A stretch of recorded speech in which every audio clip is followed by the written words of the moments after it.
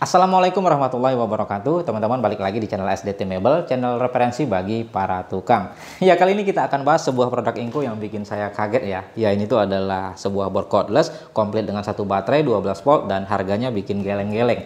262.000. Ya, harga segitu bisa dikatakan udah setara produk-produk brand generik ya atau brand lokal kebanyakan. Dan ini brand global, 260.000.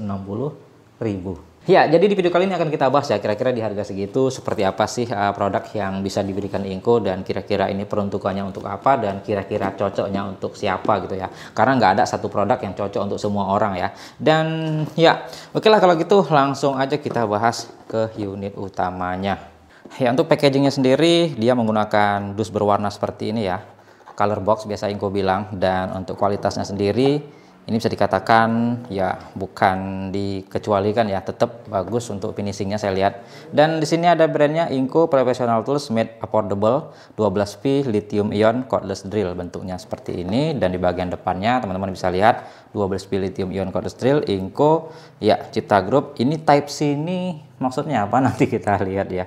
Apakah dia punya port USB Type C, apakah bisa di upgrade software mungkin.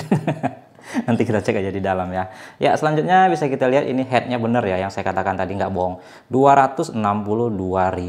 Dan ya di sini bisa kita lihat ada beberapa spek singkatnya, 12V Share 30+. Jadi artinya dia masih pakai baterai S12 ya, masih baterainya itu yang bisa dipakai ke ekosistem Inco yang 12 volt lainnya. Dan di sini kita udah mendapatkan baterai ya 1,5 Ah, dan ya di sini bisa kita lihat untuk speknya dia punya variable speed. Dan ya baterai power indikator ada di sampingnya. Dan untuk keterangannya ya untuk RPM ya sayangnya dia hanya di 750. Jadi dia itu sepertinya cuman ada satu gear nih, gear percepatan, gigi 1 gigi 2 nya itu nggak ada biasanya ya, karena dia konstan. Di sini bisa kita lihat. Dan selanjutnya di sini bisa kita lihat dia itu untuk kapasitas caknya dia 0,8 sampai 10 mili, dan torsinya di sini dia maksimal di 20 Nm, dan settingannya 15+1 forward and reverse bolak-balik ya. Dan dia cuman bisa untuk ngebor besi, kayu, dan ya untuk skrup ya. Jadi dia belum ada fitur impactnya untuk ke tembok.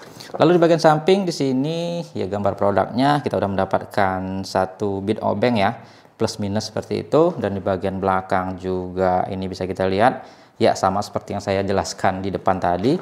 Dan di bagian sini ada tipenya. Ya, untuk tipenya sendiri CDLI 12422CG ya, benar ya. Dan ya seperti itu aja. Kita lihat, penasaran? Ya, seperti ini yang kita dapatkan. Pertama kita mendapatkan baterai S12 yang baterainya itu kalau kita perhatikan spesifikasinya ya lithium ion baterai pack FBLI 12153 12 volt lithium ion 11 volt 1,5 Ah 16,65 watt hour 3 INR. Ya, jadi kalau teman-teman punya baterai S12 nya Inco ini bisa share ya. Dan ya yang tadi kita bahas tentang USB Type C ya, saya kira ada di bagian bodinya yang mungkin bisa dicolokin gimana gitu ya dari komputer, ternyata bukan. Jadi dia itu Type C-nya adalah untuk ngecas ya, untuk ngecas di bagian baterainya. Jadi buat teman-teman yang nggak punya chargernya bisa pakai casan handphone menggunakan Type C ya, seperti ini. Ya, HP-HP sekarang rata-rata udah Type C ya. Jadi ini bisa dicas dengan baterai biasa. Tapi kalau untuk baterai biasa ini nggak ada colokannya ya. Biasanya kan dia bulat tuh ya untuk charger Inco yang 12 volt, tapi ini nggak ada, dia cuma Type C aja. Mungkin kalau Inco punya docking chargernya yang 12 volt bisa dipakai kali ya. Jadi dia di sini cuma ada satu port aja, dia nggak bisa pakai charger yang wall charger yang bulat seperti biasa. Untuk kepalanya dia cuma menggunakan Type C, itu yang perlu teman-teman catat ya. Jadi walaupun dia bisa share tapi ngecasnya beda. Yang ini dia Type C aja. Oke, kita ketepikan. Selanjutnya ini untuk unitnya. Unitnya sendiri main oke, tapi ini kita bahas belakangan. Kita lihat dulu kelengkapannya. Di sini kita mendapatkan bit obeng PH2 ya, dan ini yang bolak-balik plus minus seperti itu. Kita ketepikan dulu. Dan ya di sini ada produk manual. Ya, ini tuh adalah user manualnya. Seperti ini, dan ya nggak main-main untuk user manualnya. Seharga 200 ribuan. Oke. Oke lah, saya ketepikan dulu, dan untuk boxnya ini udah habis ya, ini udah kosong. Saya singkirkan dulu. Oke, langsung kita lihat ke spesifikasinya ya. Pertama ya. Ya, untuk speknya sendiri di sini bisa kita lihat lithium ion cordless drill CDLI 12422CG, dan untuk speednya bisa dikatakan ini tuh dia single gear ya, hanya di 750 rpm untuk maksimalnya. Dan ya untuk cak kapasitasnya maksimal di 10 mm. Ya seperti itu ya. Dan ya kita coba tes nyala dulu.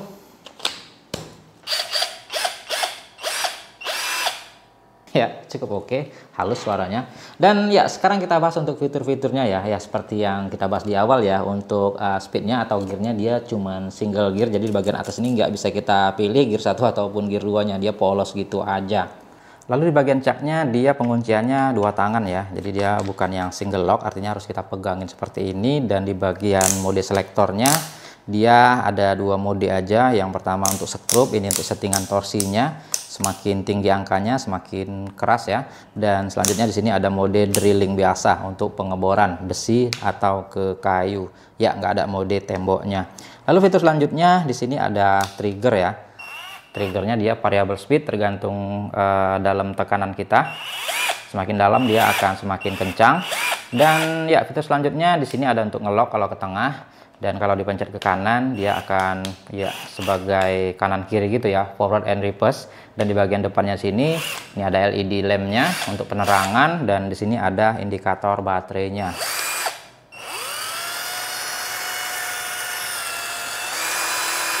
Ya seperti itu ya. Dan fitur selanjutnya udah ya, itu aja.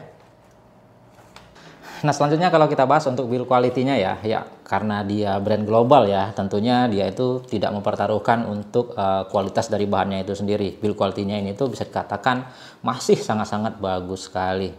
Bisa kita lihat di sini untuk di bagian-bagian plastiknya ya, dia tidak ada pengecualian dengan produk Inco yang lainnya. Rapi, solid, dan finishingnya itu bagus sekali. Ya, walaupun di sini tuh dia belum ada rubber karetnya gitu, belum soft grip, tapi dia di sini dikasih tekstur gitu ya. Dan ya bisa dikatakan untuk handling ya udah no problem. Dan ya selanjutnya di bagian caknya ini tuh juga oke loh. Nah, ini tuh rapi, solid, dan untuk mode selektornya juga ini tuh bukan yang model seret gitu. Clicky sekali, dan untuk trigger smooth. Power and reverse-nya itu ngeklik dengan mantap, dan untuk baterainya sendiri itu nggak ada isu ya. Ya, sekali lagi saya katakan di harga 200 ribuan ya jarang sekali ya kita dapat build quality yang semantap ini. Ya, sekarang kita akan coba ukur untuk RPM-nya ya, yang di sini itu tertera 750. Kita coba tes saja. Ya, kita coba untuk speed paling rendah, triggernya saya pencet sedikit.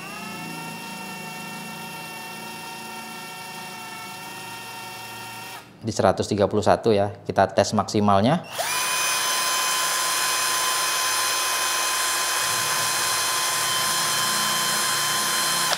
Ya 727 ya, bisa dikatakan udah nyaris ya seperti apa yang tertera pada speknya. Ya bisa dikatakan itu tuh rendah ya untuk sebuah board cordless, tapi tergantung peruntukannya juga. Dan ya langsung aja kita coba, kita tes seperti apa feelsnya dan kira-kira ada isu atau tidak. Oke, langsung aja kita cobain. Oke, pertama kita coba mode skrupnya dulu ya. Di sini saya pakai torsi 1, saya tes dulu kira-kira selembut apa. Kita tes ya. Oke, 1 2. Iya, torsi satunya sangat lembut sekali. Ini untuk kerja-kerja ringan, ini enak ya. Oke, tinggal kita sesuaikan. Saya bikin 7. Kurang 9. Kurang 12. Ya, 12 sepertinya pas ya.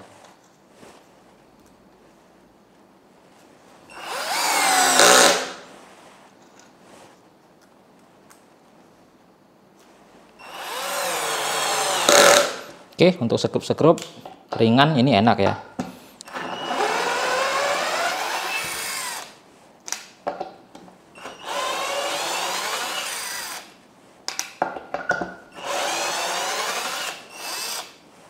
Nah, sekarang saya coba untuk ngebor ya.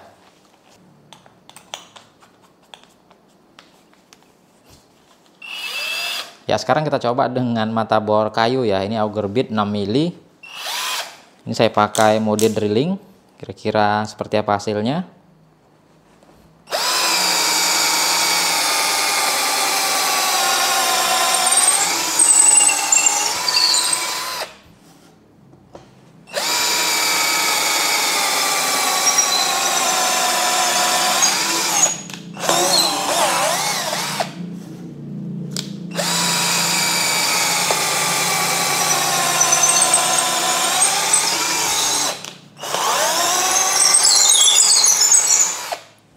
Ya, 6 mili auger bit masih oke lah ya.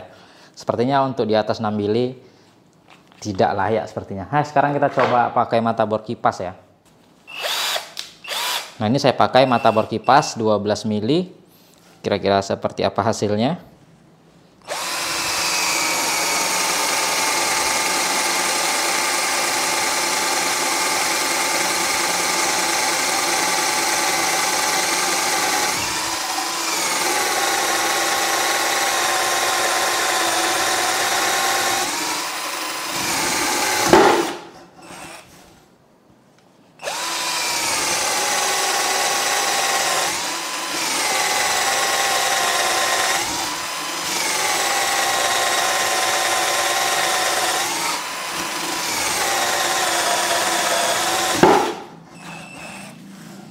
Oke, masih bisa. Kita coba yang lebih besar.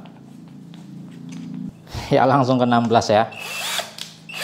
Kira-kira masih mampu atau tidak, kita tes.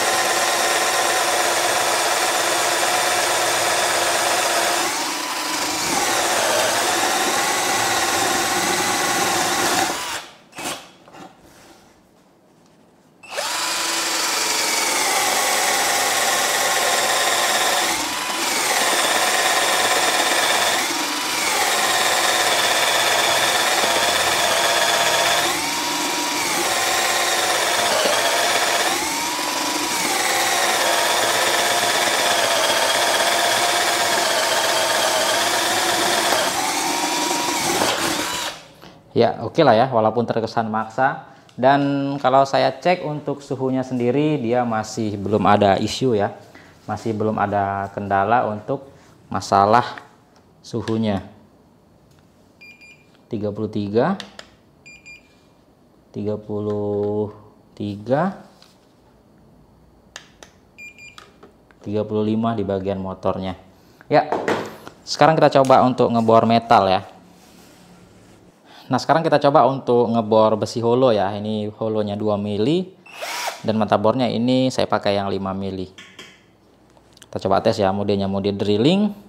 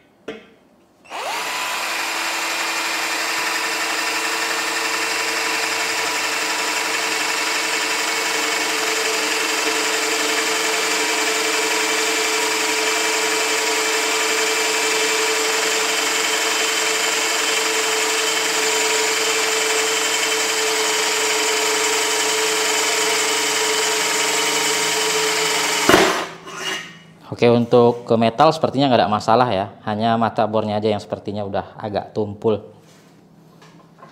Ya oke, itu tadi dari hasil uji cobanya. Tadi pertama kita coba ke sekrup, ya itu enak sekali ya untuk gearnya atau untuk torsinya yang paling rendah itu lembut sekali. Jadi untuk sekrup-sekrup ringan itu tuh mantap. Dan selanjutnya tadi kita coba ngebor ke kayu ya. Untuk ngebor ke kayu bisa dikatakan untuk yang butuh torsi yang seperti auger bit ya, dia itu kan nggak butuh RPM, dia masih enak-enak aja, masih aman. Tapi kalau udah kita pakai ke bor yang butuh RPM seperti bor kipas, mata bor kipas maksudnya, itu bisa dikatakan lambat ya.